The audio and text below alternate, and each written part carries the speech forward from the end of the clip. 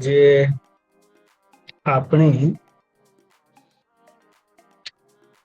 આની પહેલાના વિડીયોમાં કંપની ક્રિએશન આપણે શીખ્યા, કઈ રીતે કંપની ક્રિએટ કરવી.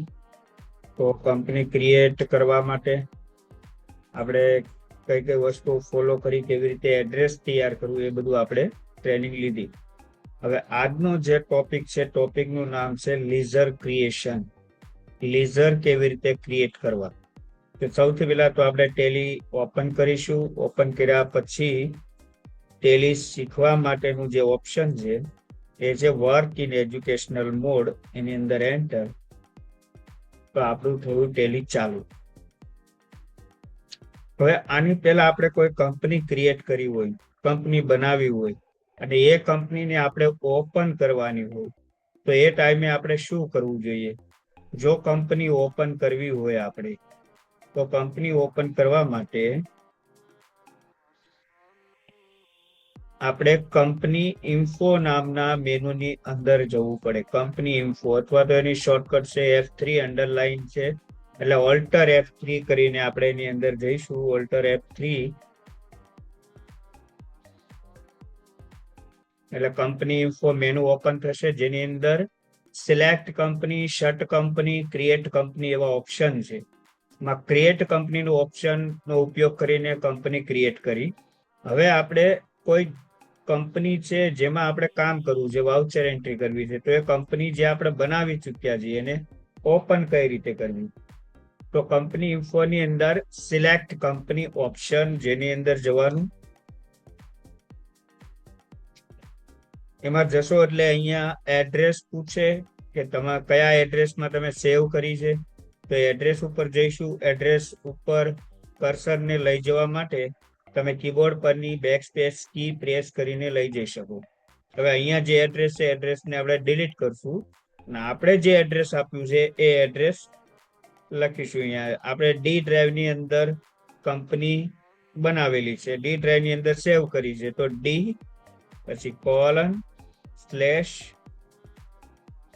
પછી જે ફોલ્ડરની અંદર સેવ કરી છે ફોલ્ડરનું નામ, પછી ફરી સ્લેશ એ ફોલ્ડરની અંદર બી એક ફોલ્ડર આપણે બનાવ્યું છે, તો એ ફોલ્ડરનું નામ, ત્યાર પછી એન્ટર. એટલે આપણે જે કંપની અગાઉ બનાવી છે એ કંપની આપણને દેખાશે. આપણે 2, 3, 4 જેટલી બી કંપની બનાવી છે અને આ એડ્રેસ ઉપર આપણે સેવ કરી છે, તો એડ્રેસ ઉપરથી આપણને કંપનીઓ મળી રહેશે. હવે સપોઝ કે અહીંયા ટાટા નામની કંપની છે, તો એને એન્ટર આપીને આપણે ઓપન કરીશું. તો અહીંયા તમને ટાટા કંપની દેખાશે, મતલબ ટાટા કંપની અત્યારે હાલ ઓપન છે. પરંતુ અહીંયા એક બીજી કંપની પણ દેખાય છે, જેમ કે GJRKT સમથિંગ એવું કંપનીનું નામ છે, પરંતુ આપણે અહીંયા લિસ્ટમાં કંપની એક જ દેખાવી જોઈએ, ટાટા. બીજી કંપની આપણે અહીંયા ડિસ્પ્લે નથી કરાવવી, તો એનું પણ સોલ્યુશન છે. અહીંથી કંપનીને બંધ કરવા માટે કંપની ઇન્ફોમાં એક બીજું ઓપ્શન છે જેનું નામ છે શટ કંપની. તો જેવું શટ કંપની ઉપર ક્લિક કરીશું તો લિસ્ટમાં જેટલી કંપનીઓ દેખાતી છે બધી તમને અહીંયા જોવા મળશે. તો ટાટા અને એક આ કંપની લિસ્ટમાં દેખાય છે. આપણે આ કંપની સિલેક્ટ કરીને એના ઉપર એન્ટર આપીશું, તો અહીંથી લિસ્ટમાંથી એ કંપની રિમૂવ થઈ જશે. એ કંપની ડિલીટ નથી થઈ, એ આ લિસ્ટમાંથી રિમૂવ થઈ છે. હવે આપણે ટાટા કંપની આપણી ઓપન છે, તો હવે આપણે ફરી પાછા આપણા ટોપિક ઉપર જઈએ કે how to create the leisure.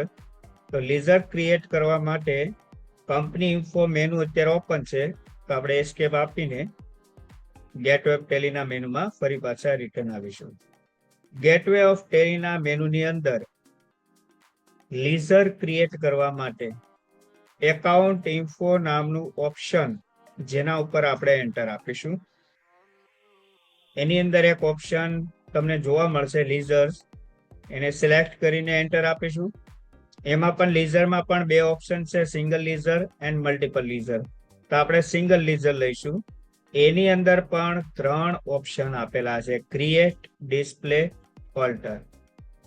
Create એટલે કે નવું લીઝર ક્રિએટ કરવું, ડિસ્પ્લે એટલે લીઝર ક્રિએટ કરેલું લીઝર જોવું, અને ઓલ્ટર એટલે જે લીઝર આપણે અગાઉથી ક્રિએટ કરી ચૂક્યા છીએ એ લીઝરમાં અગર કોઈ એડિટિંગ કરવું હોય તો, અથવા એ લીઝરને ડિલીટ કરવું હોય તો ઓલ્ટર ઓપ્શનના ઉપયોગથી તમે એને ડિલીટ પણ કરી શકો અને એડિટ પણ કરી શકો.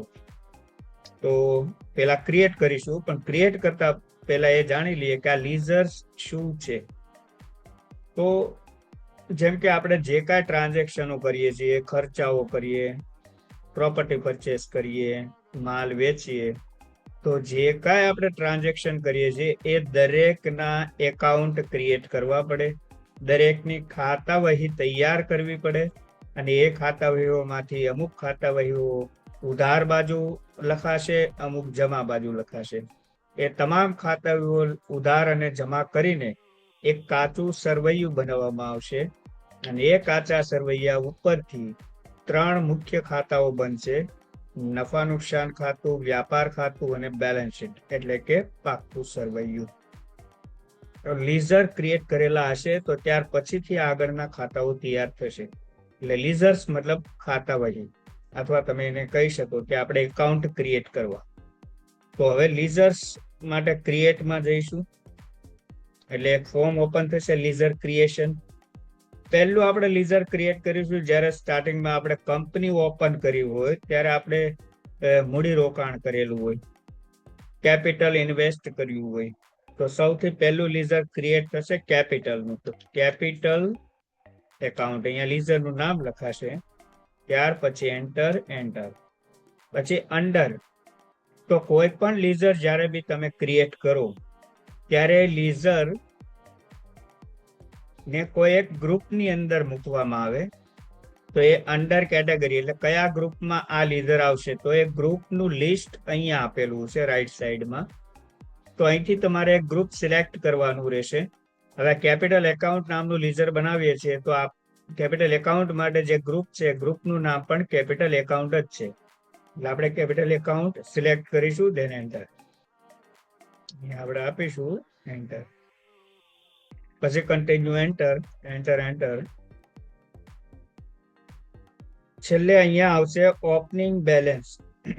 તો જે મૂડી રોકાણ આપણે કરેલું છે, જે કેપિટલ ઇન્વેસ્ટ કરી છે, એ મૂડી રોકાણ કેટલી એમાઉન્ટ ઇન્વેસ્ટ કરી છે, એમાઉન્ટ અહીંયા લખીશું. સપોઝ કે 1 લાખ આપણે મૂડી રોકાણ કર્યું છે, તો 1 લાખ લખીશું. ત્યાર પછી આપણે એન્ટર આપીશું.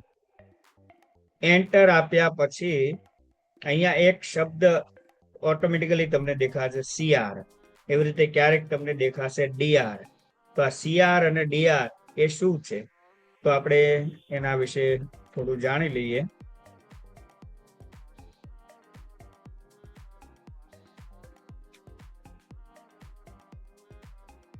હવે જ્યારે તમને CR જોવા મળે ત્યારે એનું ફૂલ ફોર્મ થાય ક્રેડિટ. CR શોર્ટ નેમ છે, એનું ફૂલ ફોર્મ થાય ક્રેડિટ, અને ક્રેડિટ નો મિનિંગ થાય જમા. એવી રીતે DR નું ફૂલ ફોર્મ થશે ડેબિટ, અને ડેબિટ નો મિનિંગ થશે ઉધાર. તો CR એટલે જમા અને DR એટલે ઉધાર. CR એટલે ક્રેડિટ અને DR એટલે ડેબિટ.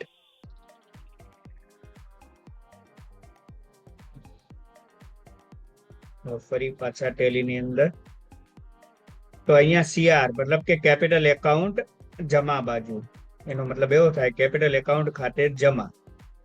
તો અહીંયા તો ઓટોમેટિકલી CR આવી ગયું, પણ આપણને બી ખ્યાલ હોવો જોઈએ કે જમા શા માટે, કેપિટલ એકાઉન્ટ ખાતે જમા શા માટે, અથવા તો કેપિટલ એકાઉન્ટ જમા બાજુ શા માટે લખાય. તો જે બેલેન્સ શીટ હોય છે, જે પાકું સરવૈયું, એની 2 બાજુ હોય, એક લાયબિલિટીઝ અને એક હોય એસેટ. હવે જેટલી જવાબદારી હોય એ હંમેશા જમા થાય, અને જે કાંઈ મિલકત હોય એ હંમેશા ઉધાર થાય, એટલે કે ઉધાર બાજુ લખાય, જવાબદારીઓ જમા બાજુ લખાય. અહીંયા જે જમા આપ્યું છે એનો મતલબ કેપિટલ એ કંપનીની જવાબદારી છે, એની લાયબિલિટીઝ છે. હવે કેવી રીતે, તો જ્યારે કોઈ કંપની હોય, એનો માલિક જ્યારે ઇન્વેસ્ટમેન્ટ કરે ત્યારે એક કંપનીની જવાબદારી છે કે એના માલિકને ભવિષ્યમાં જે મૂડી રોકાણ કર્યું છે એને રિટર્ન કરી આપે, અથવા એને યોગ્ય વળતર ચૂકવી આપે. તો જ્યારે બી ઇન્વેસ્ટમેન્ટ કર્યું છે તો એનું રિટર્ન એને આપી શકે, એની જવાબદારી છે કંપનીની. કારણ કે એકાઉન્ટ હંમેશા કંપનીનું લખાય, એ કંપનીના માલિક કે વ્યક્તિનું લખાતું હોતું નથી. એટલે કંપની માટે જવાબદારી છે કે માલિકે જે ઇન્વેસ્ટમેન્ટ કર્યું છે એનું ભવિષ્યમાં એને વળતર ચૂકવવું અથવા ઇન્વેસ્ટમેન્ટ એને રિટર્ન ચૂકવવું. એટલા માટે કેપિટલ એકાઉન્ટ જવાબદારી હોવાથી જમા.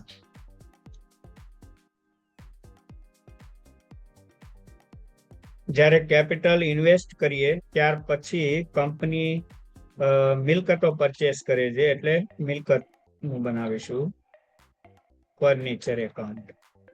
મતલબ કે ફર્નિચર એક પ્રકારની મિલકત છે. મિલકતમાં બે પ્રકાર હોય, કરંટ એસેટ અને ફિક્સ એસેટ. મતલબ કે ચાલુ મિલકત અને કાયમી મિલકત. તો ચાલુ મિલકત એટલે એવી મિલકત જે શોર્ટ ટર્મ પીરિયડ માટે પરચેસ કરવામાં આવી હોય, જેને આપણે વેચવાની હોય અથવા એનો ટ્રાન્ઝેક્શન કરવાનું હોય. કાયમી મિલકત જે આપણે લોંગ પીરિયડ માટે પરચેસ કરીએ છીએ, જેને આપણે વેચવા માટે પરચેસ નથી કરતા, કંપની પોતાની સગવડતા માટે પરચેસ કરતી હોય છે અને લોંગ પીરિયડ માટે પોતાની જોડે રાખતી હોય છે, એને કાયમી મિલકત કહેવાય. તો અહીંયા ફર્નિચર એ કાયમી મિલકત હોવાથી એને અંડર ગ્રુપ ફિક્સ એસેટ બનશે. તો આ લિસ્ટમાંથી આપણે ફિક્સ એસેટ નામનું ગ્રુપ સિલેક્ટ કરીશું. આ ફિક્સ એસેટ, ધેન એન્ટર, પછી કન્ટિન્યુ એન્ટર. હવે ફર્નિચર આપણે જે બી રકમનું પરચેસ કર્યું એ રકમ અહીંયા લખીશું, જેમ કે 20,000. અહીંયા ડીઆર શબ્દ આવ્યો. ડીઆર એટલે ડેબિટ, ડેબિટ એટલે ઉધાર, મતલબ ફર્નિચર ખાતે ઉધાર. આપણે પેલા પણ કીધું કે બેલેન્સ શીટમાં બે બાજુ હોય છે, એમાં એક મિલકત બાજુ જે ઉધાર લખાય અને જવાબદારીઓ બધી જમા બાજુ લખાય. તો આ મિલકત હોવાથી ઉધાર છે.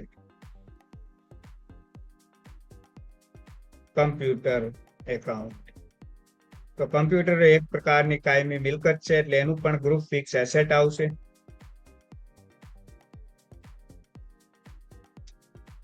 અને મિલકત હોવાથી ઉધાર, મતલબ અહીંયા આવ્યું છે ડીઆર.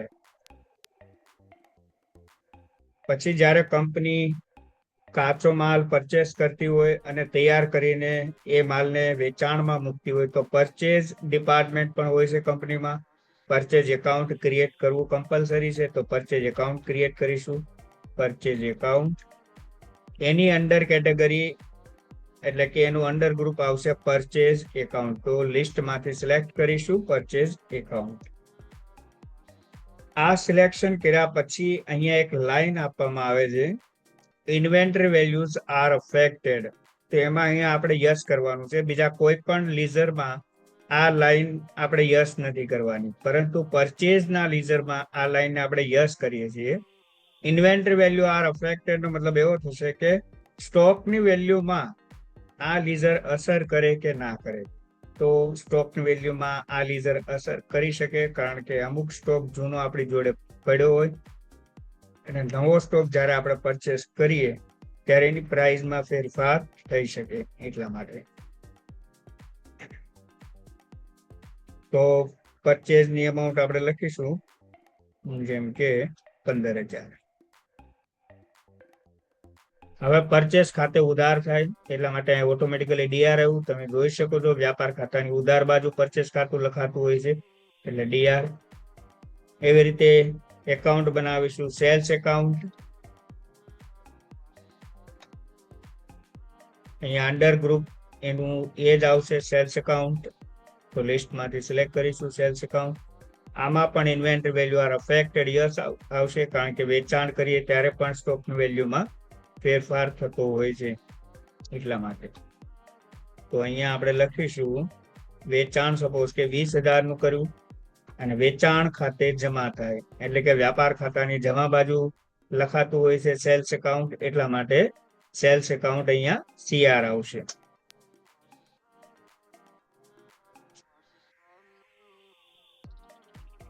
Veggies account. વેજીસ નો મતલબ થાય મજૂરી, અને મજૂરી એક પ્રકારનો ખર્ચ કહેવાય. તો આપણે આ ખર્ચનું એકાઉન્ટ બનાવીએ છીએ વેજીસ એકાઉન્ટ. તો એ મજૂરી એક પ્રકારનો ખર્ચ કહેવાય, પણ ખર્ચના પણ બે પ્રકાર હોય છે, ડાયરેક્ટ એક્સપેન્સ અને ઇનડાયરેક્ટ એક્સપેન્સ. તો પેલા સમજી લઈએ ડાયરેક્ટ એક્સપેન્સ એટલે શું, ત્યાર પછી આપણને ખ્યાલ આવશે કે વેજીસ ને આપણે શેમાં લઈ શકાય. તો ડાયરેક્ટ એક્સપેન્સ નો મતલબ એવો થાય કે એવો ખર્ચ કે જે ઉત્પાદન સાથે ડાયરેક્ટલી જોડાયેલો હોય, અથવા એમ પણ કહી શકાય એવો ખર્ચ કે જે માલ તૈયાર થાય એની પહેલા જે ખર્ચ આવે એને ડાયરેક્ટ એક્સપેન્સ કહેવાય. અને ઉત્પાદન સાથે જોડાયેલો એટલે કે જ્યારે મજૂરી જેવો ખર્ચ વધારે આવે તો એનો મતલબ કે ઉત્પાદન પણ વધારે થયું ગણાય. અને મજૂરી ખર્ચ અથવા આવા ખર્ચ ઓછા આવે તો સમજવું ઉત્પાદન પણ ઓછું થયું છે. તો એક્ઝામ્પલ દ્વારા તમને સમજાવી શકું કે સપોઝ કે કોઈ અગરબત્તીનો બિઝનેસ હોય, એમાં કારીગર અગરબત્તી બનાવતા હોય. અગર એ કારીગર 10 કિલો અગરબત્તી બનાવે છે તો એને 10 કિલોની પ્રમાણે મજૂરી ચૂકવવામાં આવશે. સામે ઉત્પાદન 10 કિલો પ્રમાણે થયું ગણાય. એટલે એવા ખર્ચ કે જે ઉત્પાદન સાથે ડાયરેક્ટ જોડાયેલા, મીન્સ કે અગર ઉત્પાદન બંધ છે તો આ ટાઈપના ખર્ચ પણ બંધ થઈ જશે. તો આને કહેવાય ડાયરેક્ટ એક્સપેન્સ. એટલે આના ગ્રુપમાં પણ એ જ લઈશું, ડાયરેક્ટ એક્સપેન્સ. સપોઝ કે 1000 રૂપિયા ખર્ચ થયો. હવે નફા નુકસાન ખાતાની જે બે બાજુ હોય, ઉધાર અને જમા, એમાં નફા નુકસાન ખાતાની ઉધાર બાજુ ખર્ચ લખવામાં આવે અને જમા બાજુ આવક લખવામાં આવે. તો વેજીસ એ ખર્ચ હોવાથી ઉધાર થશે, એટલા માટે અહીંયા ડીઆર આપેલું. ઓક્ટ્રોય એકાઉન્ટ. ઓક્ટ્રોય કઈ ટાઈપનો ખર્ચ કહેવાય? તો ઓક્ટ્રોય એક પ્રકારનું ટોલ ટેક્સ છે, જકાત છે. જ્યારે બહારથી માલ મંગાવવામાં આવે ત્યારે કોઈ બે શહેરની વચ્ચે કોઈ ઓક્ટ્રોય ભરવાની થાય તો એ પણ ડાયરેક્ટ એક્સપેન્સમાં આવશે. કારણ કે હંમેશા આપણે કાચો માલ મંગાવતા હોઈએ અને એમાં તૈયાર કરીને આપણે વેચતા હોઈએ, એટલા માટે આ ખર્ચ પણ માલ તૈયાર થાય એની પહેલા આવતો ખર્ચ કહેવાથી આને ડાયરેક્ટ એક્સપેન્સ કહી શકાય. સપોઝ કે 1000 ખર્ચ હોવાથી ઉધાર. ત્યાર પછી કેરેજ ઇનવર્ડ. કેરેજ ઇનવર્ડ તો આપણે એક પ્રકારનો ખર્ચ છે. ગુજરાતી ભાષામાં એમને આપણે આવક માલ ગાડા ભાડું કહેતા, આપણે અત્યારે એને ટેલીની ભાષામાં કેરેજ ઇનવર્ડ કહીએ છીએ. આવક માલ ગાડા ભાડું અથવા કેરેજ ઇનવર્ડ એટલે એવો મિનિંગ થાય કે કોઈ માલ ટ્રાન્સપોર્ટેશનમાં આવ્યો છે અને એને ત્યાંથી ગોડાઉન સુધી પહોંચાડવા માટે આપણે જે બી વ્હીકલનો યુઝ કરીએ અને એનો જે ખર્ચ લાગે એને કેરેજ ઇનવર્ડ ખર્ચ કહેવાય. અથવા માલને એક જગ્યાએથી બીજી જગ્યાએ લઈ જવા માટે જે ખર્ચ આવે એને કેરેજ ઇનવર્ડ કહી શકાય. અને કેરેજ ઇનવર્ડ ખર્ચ પણ માલ તૈયાર થાય એની પહેલા જ આવતો હોય છે, એટલા માટે ડાયરેક્ટ એક્સપેન્સ. 1000 રૂપિયા ડાયરેક્ટ એક્સપેન્સ ખાતે. અને ખર્ચ કેરેજ ઇનવર્ડ એક પ્રકારનો ખર્ચ છે, ખર્ચ હોવાથી ઉધાર, એટલા માટે અહીંયા ડીઆર આવશે. સ્ટેશનરી ખાતે. તો હવે સ્ટેશનરી ડાયરેક્ટ એક્સપેન્સ આવશે કે ઇનડાયરેક્ટ? તો સ્ટેશનરી એવો કોઈ ખર્ચ નથી જે માલ તૈયાર થાય એની પહેલા આવે. સ્ટેશનરી માલ તૈયાર થાય એના પછી પણ આવી શકે અને પહેલા પણ આવી શકે. મતલબ જ્યારે બી સ્ટેશનરી ખતમ થઈ જાય, સ્ટેશનરી કંપની જોડે ના હોય ત્યારે ગમે ત્યારે પરચેસ કરવામાં આવતી હોય છે, એટલા માટે ઇનડાયરેક્ટ એક્સપેન્સમાં આવશે.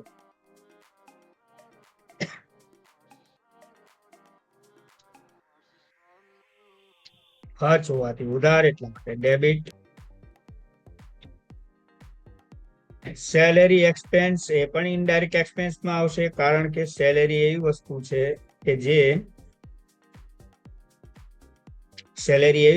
છે કે જે માલ તૈયાર થાય એના પછી પણ આવે ને પહેલા પણ આવે. એટલે કે આ ડાયરેક્ટ એક્સપેન્સમાં નહીં આવી શકે, કારણ કે કંપનીમાં તમે કોઈ સ્ટાફ, કોઈ ક્લર્ક, કોઈ એકાઉન્ટન્ટ જ્યારે તમે મૂકેલા હોય તો એને ઉત્પાદન સાથે કોઈ લેવા દેવા ના હોય. એને આપણે જે ફિક્સ સેલેરી નક્કી કરી છે એ સેલેરી આપણે એમને આપવી જ પડે. ઉત્પાદન ઓછું થાય તો પણ એને જે ફિક્સ નક્કી કરી છે સેલેરી આપવી પડે. માલ તૈયાર થયો હોય કે ના થયો હોય એને દર મહિને આપણે રેગ્યુલર સેલેરી આપવી જ પડે. એટલા માટે આ ઇનડાયરેક્ટ એક્સપેન્સ ગણાશે.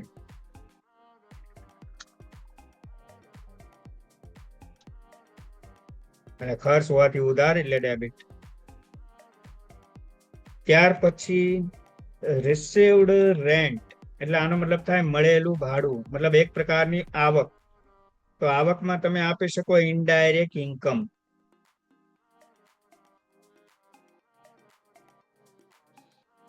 સપોઝ કે 2000 ની ઇનડાયરેક્ટ ઇન્કમ છે, આવક હોવાથી જમા એટલે કે સીઆર.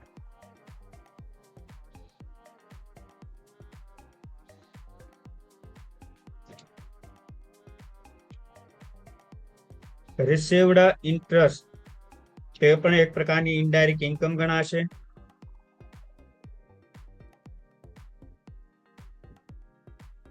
આવક હોવાથી જમા.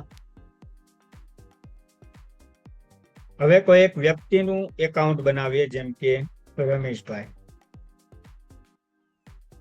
હવે જે આપણે વ્યક્તિનું એકાઉન્ટ બનાવ્યું, એ રમેશભાઈ એવા વ્યક્તિ છે કે જેની જોડેથી આપણે અવારનવાર માલ પરચેસ કરીએ છીએ અને ઉધારમાં માલ પરચેસ કરતા હોઈએ છીએ.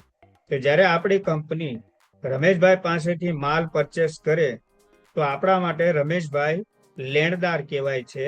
એટલે આપણે ટેલીની ભાષામાં એના ગ્રુપને લેણદાર તરીકે આપીશું, જે ટેલીની ભાષામાં એને ક્રેડિટર્સ કહેવાય. એટલે અંડર ગ્રુપ આવશે એનું સન્ડ્રી ક્રેડિટર્સ. સપોઝ કે 10,000 નો માલ આપણે પરચેસ કર્યો હતો. હવે રમેશભાઈ લેણદાર હોવાથી એ કરંટ લાયબિલિટીઝ ગણાય છે, ચાલુ જવાબદારી. મતલબ કે જવાબદારી હોવાથી એ સીઆર થશે, એટલે કે જમા થશે.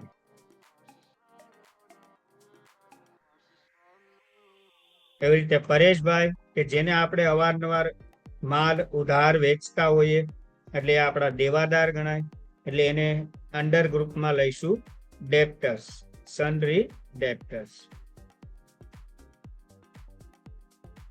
અને દેવાદાર એ ચાલુ મિલકત કહેવાય, મીન્સ કે મિલકત હોવાથી દેવાદાર ઉધાર બાજુ લખાશે. જેમ કે 10,000 ના દેવાદાર છે. જે ડીઆર થશે, ડીઆર એટલે ડેબિટ, ડેબિટ એટલે ઉધાર. ત્યાર પછી આપણે જે બેંક એકાઉન્ટ કંપનીના હોય, જેમાં પછી પેમેન્ટ આવતા હોય અથવા આપણે કોઈને પેમેન્ટ કરતા હોઈએ, તો બેંક એકાઉન્ટ નું પણ લીઝર આપણે આની અંદર ક્રિએટ કરવું પડે. તો બેંક એકાઉન્ટનું લીઝર આપણે ક્રિએટ કરીશું. જેમ કે એસબીઆઈ બેંકમાં આ કંપનીનું ખાતું છે, તો એસબીઆઈ બેંક અંડર ગ્રુપ આવશે બેંક એકાઉન્ટ. અહીંયા નીચે માહિતી ઇન્ફોર્મેશન ભરવાની હોય, બેંક એકાઉન્ટ ડિટેલ, જેમ કે એકાઉન્ટ હોલ્ડર્સ નેમ, તો એમાં ટાટા. એકાઉન્ટ નંબર એનો આપવો પડે, IFC code, bank name, branch name. આ ઇન્ફોર્મેશન આપણે બેંકની ડિટેલ આમાં ભરવાની હોય છે.